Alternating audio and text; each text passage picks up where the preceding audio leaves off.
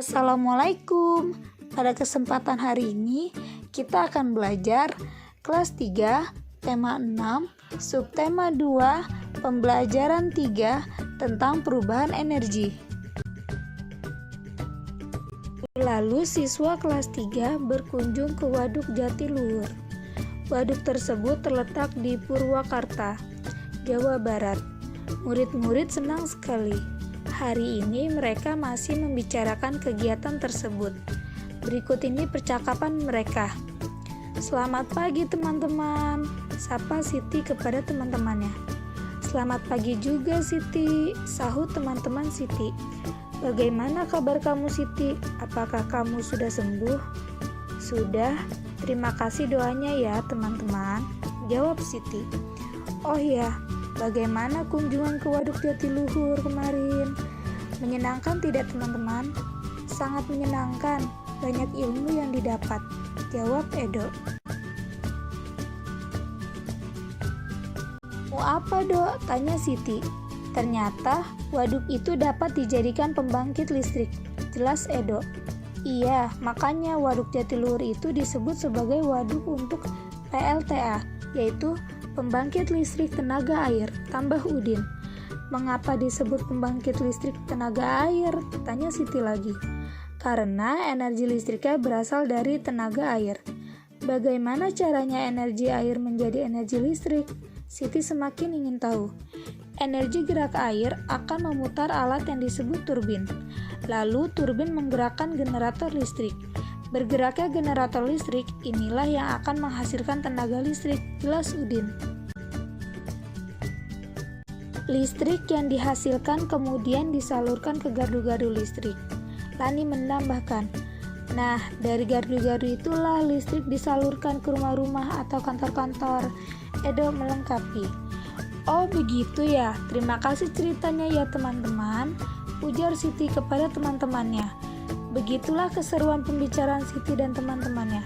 Dari pembicaraan mereka, kalian mendapatkan informasi tentang manfaat waduk sebagai pembangkit listrik. Selain sebagai pembangkit listrik, waduk juga digunakan untuk keperluan lainnya, seperti irigasi atau pengairan sawah, perikanan, dan juga sebagai tempat wisata. Betapa besar manfaat waduk. Oleh karena itu, dapat dibayangkan apa yang akan terjadi jika waduk kering. Sawah-sawah akan kekeringan dan persediaan energi listrik menjadi berkurang. Sekarang coba pikirkan, apa akibatnya jika tidak ada listrik? Apa pula akibatnya jika sawah kering?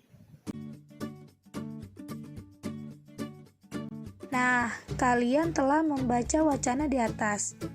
Mari menjawab pertanyaan-pertanyaan berikut. 1. Tuliskan 2 hal tentang Waduk Jatiluhur yang sudah diketahui.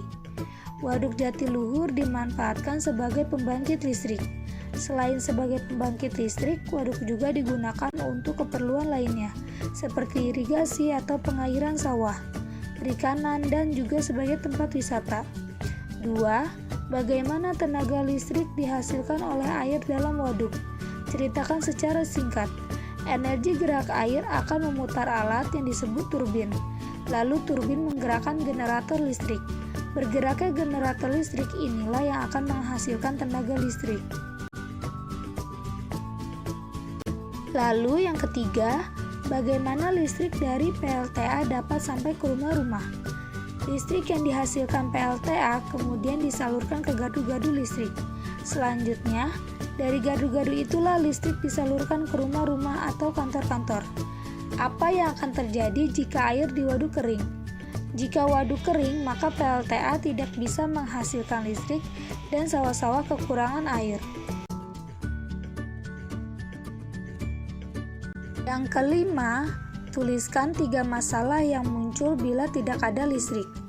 Jika tidak ada listrik, maka tidak ada sumber penerangan cahaya atau lampu. Tidak dapat menggunakan alat-alat elektronik dan banyak pekerjaan yang terganggu. Lani telah selesai bercakap-cakap dengan teman-teman. Kemudian, Lani mengajak teman-temannya untuk berlatih menari.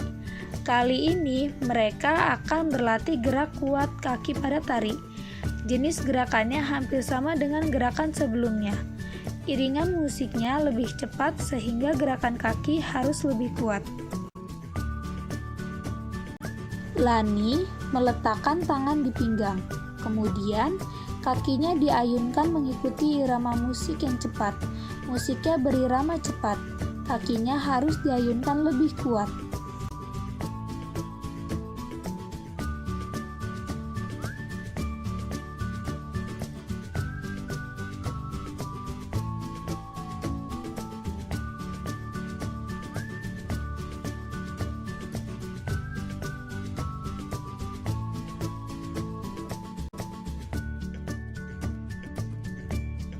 Semakin kuat gerakan pada tarian, semakin besar energi yang dibutuhkan. Bahkan seorang penari dapat bercucuran keringat ketika menari, karena menari menguras energi. Selesai latihan menari, Lani dan teman-teman berlatih berhitung. Mereka akan menghitung kegiatan yang akan dilakukan di sekolah. Sebagai panduan, digunakan jadwal pelajaran di sekolah. Guru meminta siswa bekerja secara berkelompok. Masing-masing kelompok menghitung lamanya kegiatan selama 1 hari. Sebelum siswa bekerja, guru menjelaskan cara menentukan lamanya suatu kegiatan. Misalnya, 1. Pukul 5.00, Lani bangun tidur, kemudian mandi, berpakaian dan menyiapkan perlengkapan sekolah.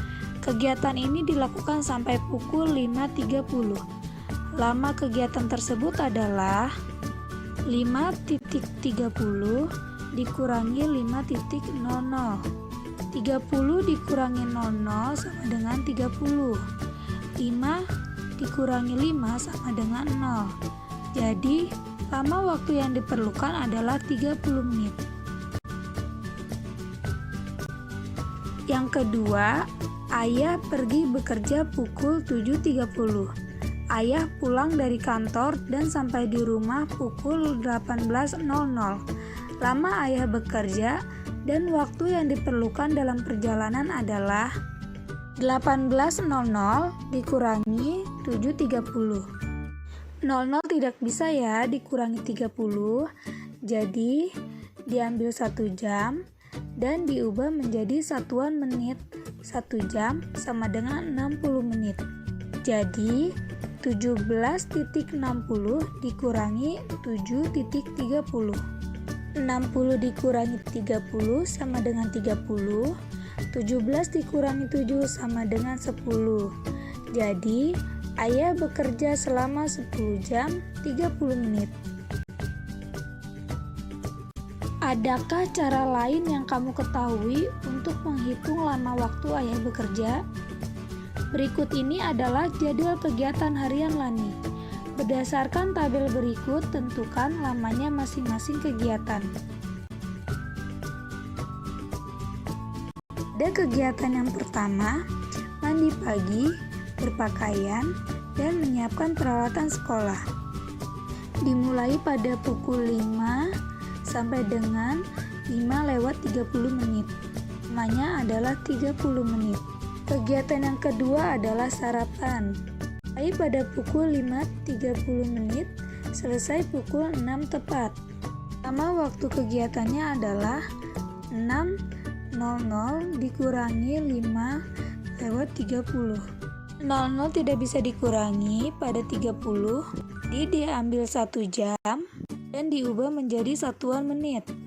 Jadi 05.60 kurangi 05.30.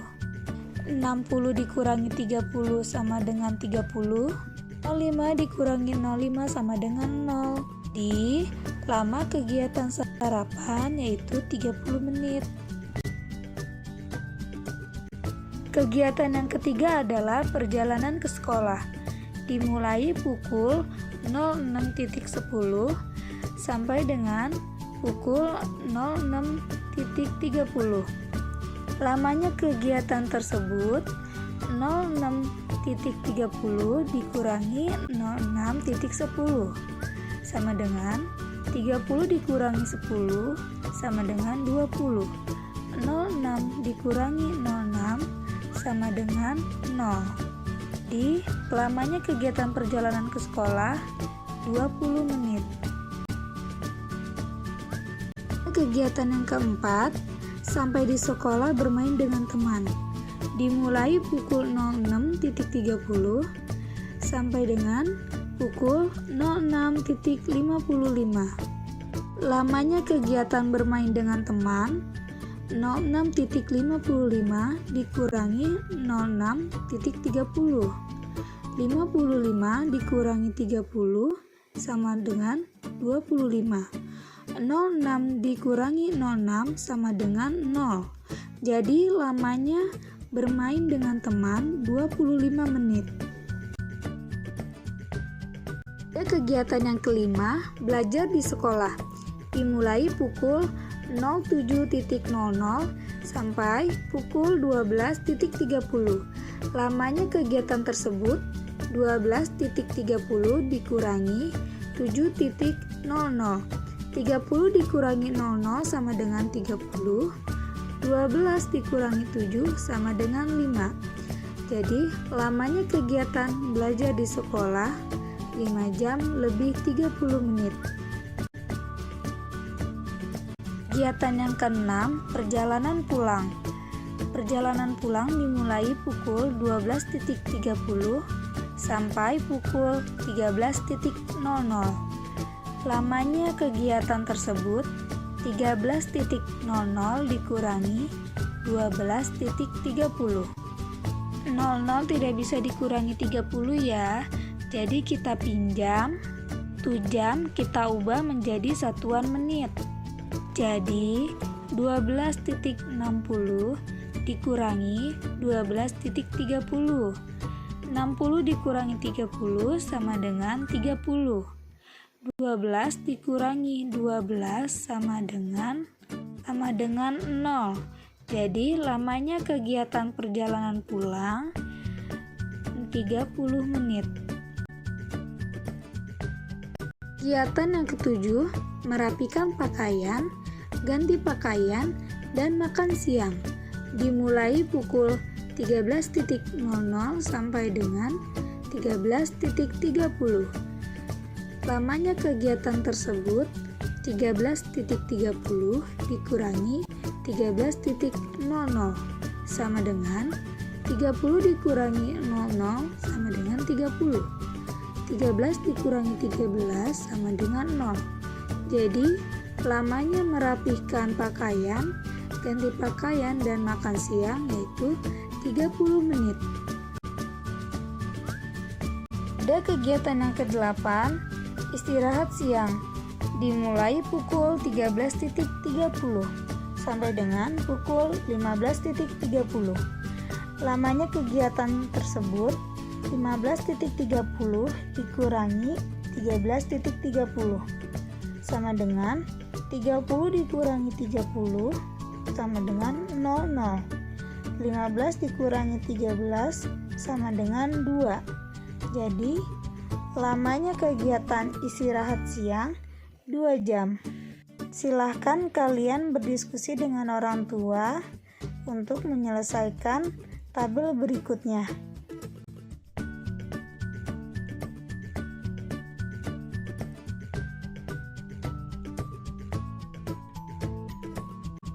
Alhamdulillah, sampai di sini dulu ya pembelajaran hari ini.